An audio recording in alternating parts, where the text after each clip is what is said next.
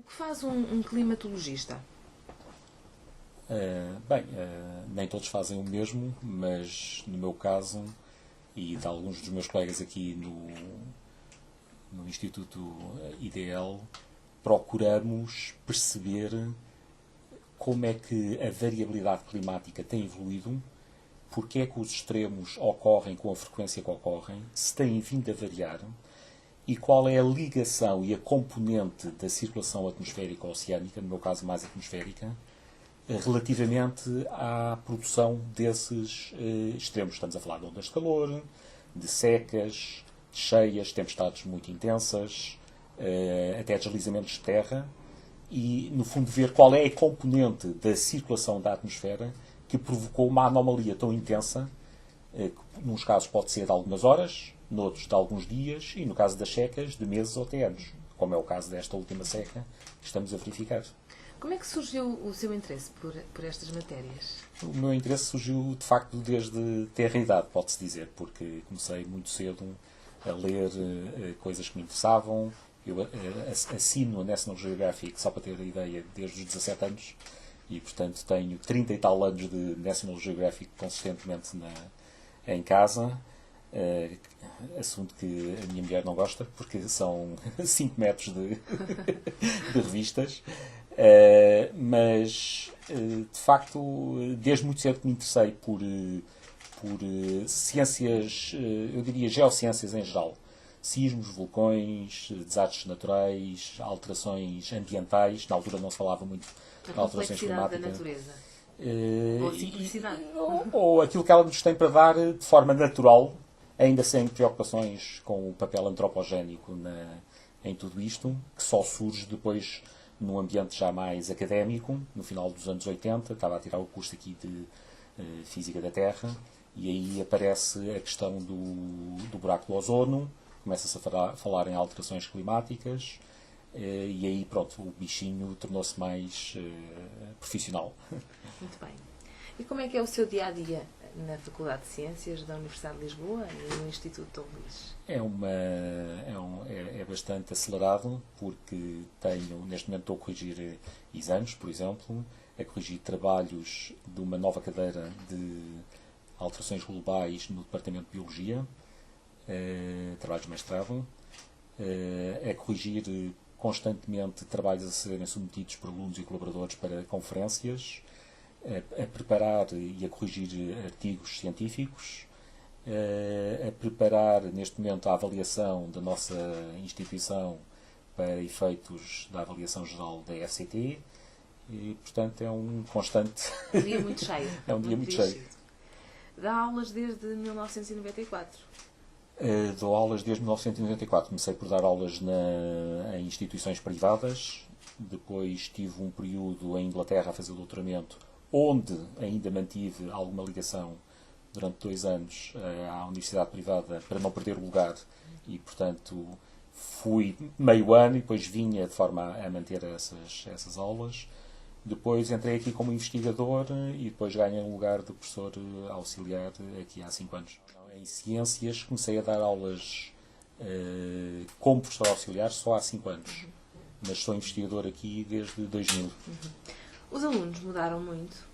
A resposta é múltipla. Há alunos claramente mais bem preparados. Nota-se que nos cursos que têm médias de entrada superiores, como é no caso do nosso departamento do DEG, os cursos que têm médias de entrada superior em Engenharia do Ambiente, claramente são alunos um pouco superiores a alguns dos outros cursos.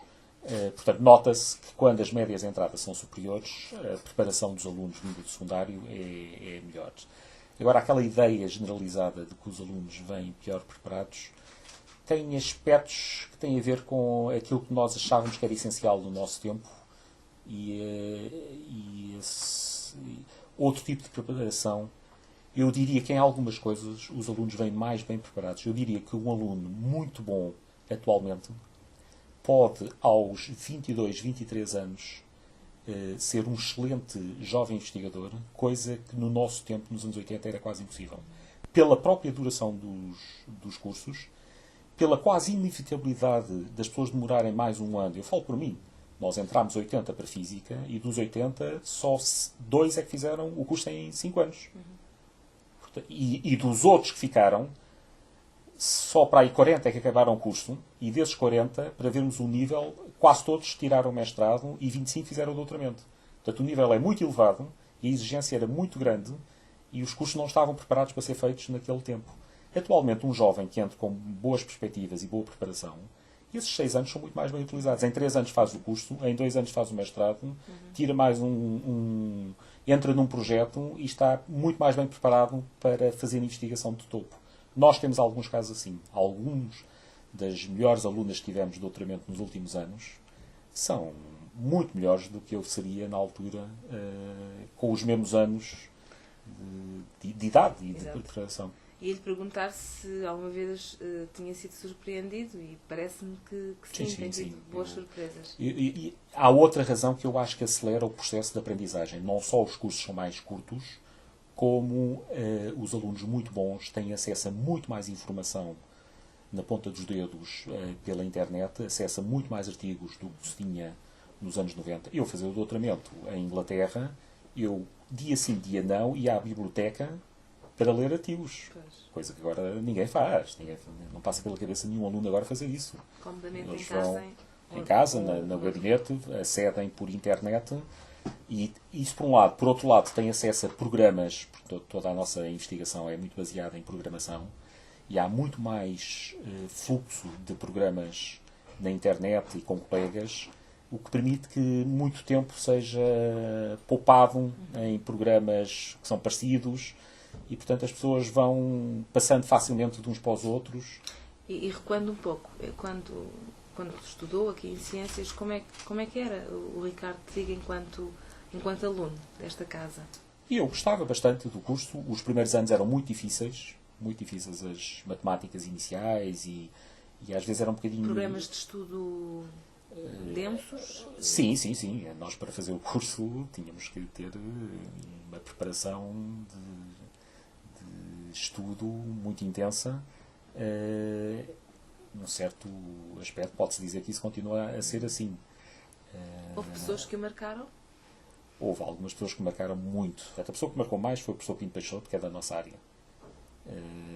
Que é aquele senhor que tem ali a estátua à entrada e que era um professor excelente em todas as áreas da física, mas em particular nas termodinâmicas e depois nas meteorologias, climatologias.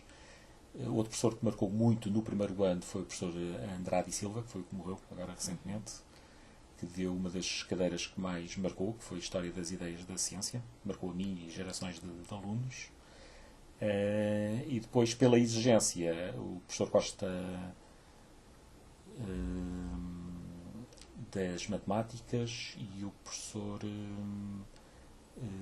João Corte Real, das Meteorologias, também era muito exigente. Foram anos bons? Foram anos bons, sim, foram anos bons, de formação científica, profissional e como pessoa. E qual o balanço que faz da experiência que teve no doutoramento no Reino Unido, na Universidade de East Anglia?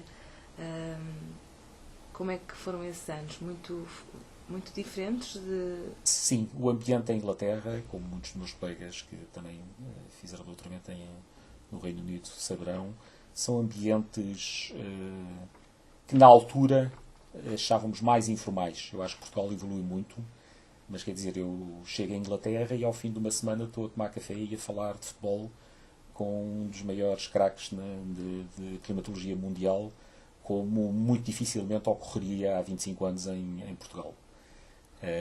Essa forma, essa vontade de informalidade marcou muito, em especial na unidade onde eu estava, que apesar de ser de renome mundial, Climatic Research Unit, era uma unidade relativamente pequena, portanto não era um departamento grande, era um edifício com 35 pessoas, em que nos conhecíamos todos, encontrávamos sempre à hora do coffee break e do almoço, e havia uma grande informalidade, e de repente estamos inseridos em ambientes de altíssima exigência profissional, onde todos os anos as pessoas publicam nas melhores revistas mundiais, como a Nature e a Science, com uma naturalidade, como se isso fizesse parte da vida e portanto aprendemos se calhar a ter perspectivas de estarmos inseridos num grupo onde the sky is the limit. Não é? Isso ajuda quando vim para Portugal, eu senti que trouxe um bocadinho dessa vontade e desse espírito. E não pensou em ficar? Na altura tive, tanto eu como a minha mulher, que estava a fazer doutoramento, tivemos convites para esse efeito, mas sinceramente, passado estes anos todos, acho que foi uma ótima decisão, porque Portugal estava a precisar também de que as pessoas que fizeram formação voltassem e que agarrassem lugares e fizessem ciência com princípio, meio e fim, e ajudassem a melhorar a produção científica de Portugal, que, note-se, em 15 anos melhorou de forma absolutamente espetacular. Olhando para as estatísticas do Ministério da Ciência e Tecnologia, nota-se que a produção científica em Portugal entre 2005 e 2015, em apenas 10 anos, subiu de forma vertiginosa. Subiu praticamente 3 vezes, e neste momento estamos a par, em termos de publicações por ano, com países como a Alemanha e claramente acima já da França, Espanha e Itália. Muito bem. E como é que olha para o futuro e para a sociedade atual? Em termos da componente científica, olho com algumas reservas, porque Portugal investiu muito durante a primeira década do século XXI, mas claramente depois houve um desinvestimento e estamos a divergir há meia dúzia de anos com o resto da União Europeia, se excluirmos os países mais da região do Mediterrâneo, Espanha, Itália e Grécia, que também têm grandes dificuldades.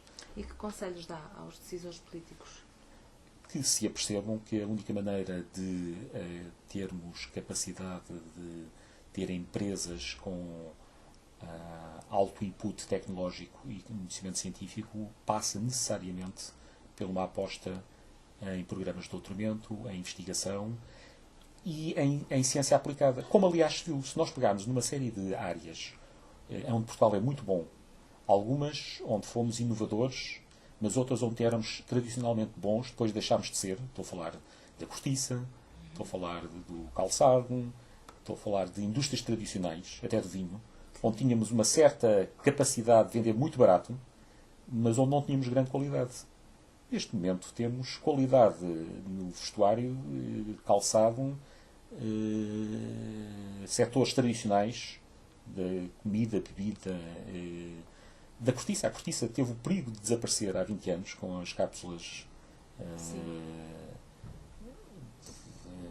de compósitos e rapidamente houve necessidade de melhorar a qualidade das cortiças e agora não há nenhum vinho mundial de qualidade que não queira incorporar cortiças. Também na ciência temos setores onde tradicionalmente éramos fortes, das engenharias, do setor agrícola, da física, da química, mas também aí nota-se que às vezes há novas áreas, como foi o caso da astronomia, da astrofísica, onde não éramos fortes há 30 anos e onde atualmente é uma das áreas mais fortes que Portugal tem. Muito por ação da Faculdade de Ciências e da Faculdade de Ciências do Porto também. Tem participado em vários programas informativos, tem colaborado com a imprensa, com a rádio, com a televisão. É importante trazer para o debate o tema das alterações climáticas, é importante sensibilizar a população para estas questões. Eu diria que é extremamente importante, porque as pessoas têm que sentir, num mundo onde o acesso à informação é cada vez mais fatal, onde cada um vai buscar a informação que quer à internet e onde há uma crescente dificuldade em filtrar aquilo que é relevante daquilo que é irrelevante, é necessário haver algumas vozes com um pouco de autoridade que permitam ajudar as pessoas a perceber onde é que está a informação cientificamente comprovada daquilo que não é. Por exemplo, nas alterações climáticas, durante muitos anos, em Portugal e nos outros países, havia esta necessidade cada vez mais ridícula de pôr em contraste uma opinião, digamos que a favor do papel antropogénico das alterações climáticas, de um chamado cético, ou de alguém que não acreditasse nessa componente humana. Isso há mais de 10 anos que isso deixou de fazer sentido. Não há não há duas vias na ciência, não há um confronto teórico, não há um conjunto de pessoas relevantes que seja contra o papel antropogénico das alterações climáticas. Isso é completamente ridículo. Há coisas muito mais importantes com que nos preocuparmos. As pessoas devem ser céticas, não devem assumir tudo de forma em que a informação seja toda mastigada à partida. Mas os mídia inventaram esta necessidade obtusa de uma pseudo-confrontação entre céticos e não céticos. Não existe. E cada vez é mais ridículo. Neste momento, a ciência já avançou até para responder a questões que há 10 anos os próprios climatologistas tinham muito cuidado em afirmar. Tem a ver com a atribuição de extremos, ondas de calor, secas, furacões, a alterações climáticas. Até há 10 anos, eu diria mesmo, eu pessoalmente nas minhas entrevistas, até há 5 anos, era praticamente impossível atribuir dois dos extremos que mais afetam Portugal e o Mediterrâneo, que são as grandes secas e as ondas de calor, a um papel muito ativo das alterações climáticas. Mas, na verdade, isso mudou com algumas mega ondas de calor e mega secas que temos verificado, e onde sabemos agora que, correndo modelos onde incluímos os gases de efeito estufa, conseguimos reproduzir o aumento da frequência e da magnitude dessas secas e dessas ondas de calor, e se não o fizermos, ficamos no clima típico de há 50, 60 anos. Portanto, esse tipo de estudos permite objetivar, permite suportar a ideia de que, de facto, a probabilidade deste tipo de eventos extremos está a aumentar, já devido, em grande medida, a um papel das emissões antropogénicas dos gases de efeito de estufa. É preciso ter muito cuidado com o que eu estou a dizer, porque, repare, nem tudo o que é extremo que acontece no clima tem uma ligação a tempestades, a furacões. Por exemplo, estes furacões que ocorreram agora no Atlântico e que tiveram grandes impactos nas Antilhas, nas Caraíbas e nos Estados Unidos. É muito difícil afirmar que esses furacões todos, o Harvey, o Maria, o José e esses todos, são resultado essencialmente das alterações climáticas. Porquê? Porque exatamente quando se correm os tais modelos tirando e pondo os gases de efeito de estufa, não resulta uma diferença tão significativa. No entanto, em termos de temperatura da água do mar, que é um dos combustíveis essenciais para os grandes furacões, a verdade é que a temperatura da água do mar tem vindo a subir. Sim. E, portanto, o bom senso indicaria que é preciso ter algum cuidado. No caso dos furacões, há uma grande diferença, é que as pessoas só se lembram dos furacões que passaram por cima de terra e que provocaram grandes estragos. Nós podemos ter um furacão de grau 5 que passa ao largo das ilhas e se não tiver efeito não se fala tanto, claro, e portanto não... Claro. O Ricardo Trigo assinou o último aviso. Como é que encara estas ações da comunidade? Eu senti necessidade de o fazer porque pareceu-me que a iniciativa destes colegas fazia todo o sentido.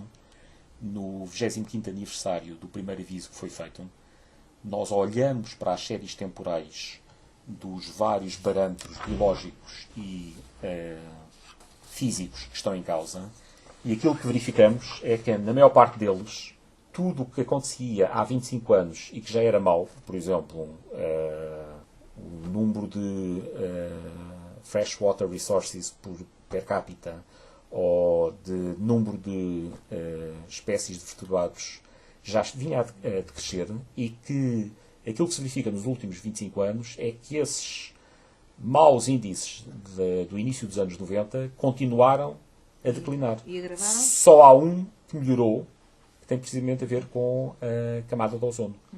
Porque os precursores da destruição da camada de ozono foram praticamente abolidos no início dos anos 90, e isso permitiu que essa curva melhorasse substancialmente.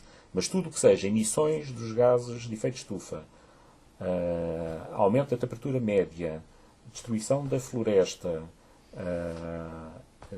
acesso à água limpa, número de espécies de vertebrados e um dos fatores que está a impor tudo, que é a demografia, todos esses números estão piores agora do que na primeira versão desse aviso feito à humanidade há cerca de 25 anos. Portanto, a meu ver, isso torna como inevitável que fizesse todo o sentido haver uma espécie de segunda versão desse aviso para mais gente estar a par. O Ricardo Trigo é pai? Sou pai de 2 crianças. O que é que diz aos seus filhos? Em relação a Quando isto, pensa nestas questões, quando... eles vão ouvindo e vão estando a par, até porque, como têm aparecido com alguma frequência nos mídia, vão apreciando aquilo que vou dizendo, que também gostam de mandar as suas bocas. O mais velho não seguiu ciências, está em ciência política, portanto não está nas ciências duras, mas a mais nova gosta bastante de física, matemática e biologia, portanto... E ficam preocupados? Ficam bastante preocupados. Têm a noção, eu acho que os jovens têm uma noção, uma capacidade de incorporar esta informação e de a assimilar a uma velocidade que nós às vezes não nos apercebemos. Em 2008 foi distinguido com um prémio do International Journal of Climatology. Em 2013 recebeu outro, International Meteorological Prize Edward Fonser. E o ano passado também foi distinguido com um prémio científico, o Lisboa Caixa Geral de Depósitos. Da Universidade de Lisboa, sim. Como é que encara estas distinções? Repare, para quem faz ciência é sempre bastante agradável verificar que instituições nacionais ou internacionais com algum prestígio se apercebem da qualidade das publicações que vamos fazendo e acham que é relevante assinalar isso e promover prémios. Tenho a dizer que o primeiro prémio que recebi, de facto, da Royal Meteorological Society foi uma enorme surpresa e só a posteriori é que percebi da importância do artigo que eles... O artigo tinha a ver com o impacto da variabilidade climática nos recursos aquíferos dos rios de Portugal e de Espanha, com uma espécie de El Niño. O El Niño, que se fala muito, não é muito relevante para a Península Ibérica. Aquilo que é relevante em termos de variabilidade climática é um fenómeno chamado oscilação do Atlântico Norte e que, consoante está na fase positiva ou negativa, permite que chova ou não na maior parte dos meses que é relevante chover em Portugal e em Espanha. Ou seja, quando temos secas na Ibéria, tipicamente é porque esta oscilação do Atlântico Norte teve na sua fase positiva. E o que eu mostrava, isso era mais ou menos conhecido no final do século XX, mas eu depois relacionei isso com os caudais dos principais rios portugueses e isso teve enorme impacto internacional. Houve uma série de artigos a posteriori e tivemos contactos de empresas como a REN e como a EDP, o que mostra que as empresas muitas vezes estão mais atentas do que as pessoas pensam. Portanto, eu tive alguns contactos e contratos com essas empresas entre 2002 e 2006, porque perceberam a importância de preverem caudais com um mês de antecedência, tendo em conta alguma desta informação de caráter atmosférico que nós conseguimos dar com alguma antecedência. E, portanto, na altura fiquei admirado e depois percebi a importância, já estava a ter bastantes referências, o artigo. O de 2013 foi um artigo liderado por um aluno meu de doutoramento, que entretanto acabou o doutoramento, o Pedro Sousa, e que tem a ver com as secas no Mediterrâneo e também tinha a ver com a capacidade de prevermos antecipadamente, olhando para a temperatura da água do mar, olhando para algumas outras variáveis e, de facto, conseguimos arranjar modelos que ajudavam a prever. O prémio da Universidade de Lisboa, em 2017, é um prémio mais generalista, tem a ver com a produção científica na área das ciências da Terra nos anos anteriores. E pronto, em todos eles é um prazer vermos reconhecidos aquele trabalho duro que fomos fazendo. Quem é o Ricardo Trigo? Bem, para além de professor e investigador, sou de facto uma pessoa apaixonada por muitas outras áreas. Eu gosto imenso de ler assuntos variados que vão desde ficção a outras áreas da ciência. Adoro astronomia, adoro certas ciências aplicadas. Gosto muito de ler coisas de áreas que não são necessariamente as minhas áreas, que estão mais em torno do clima e das meteorologias. Mas de resto sou um apaixonado por muitos outros assuntos, a começar pelo glorioso, pelo Sport Lisboa e Benfica, a terminar nos meus filhos e a passar por outros assuntos, como viajar e conhecer colegas e amigos de outras paragens. Quer deixar alguma mensagem? A mensagem é que as pessoas devem estar atentas à degradação que a humanidade tem vindo a impor ao planeta Terra, que a componente do clima é só uma e que, com a quantidade de população que vamos ter nas próximas décadas, a capacidade que temos de resolver os problemas do ponto de vista de acesso à água limpa, acesso à comida e acesso à energia vão entrar em conflito com a necessidade de termos acesso à energia limpa para todos e não degradarmos o ambiente e o clima mais. Dou só um exemplo, fala-se em nós, para termos água limpa para matar a sede das pessoas e ao mesmo tempo para regar todas as plantações que temos que regar de forma a que haja vegetais, mas também carne, porque cada quilo de bife de vaca implica dezenas de quilos de milho e de outras produções vegetais, que implica milhares de litros de acesso à água. Isso entra em conflito com, eventualmente, a produção de energia por meios de vegetação.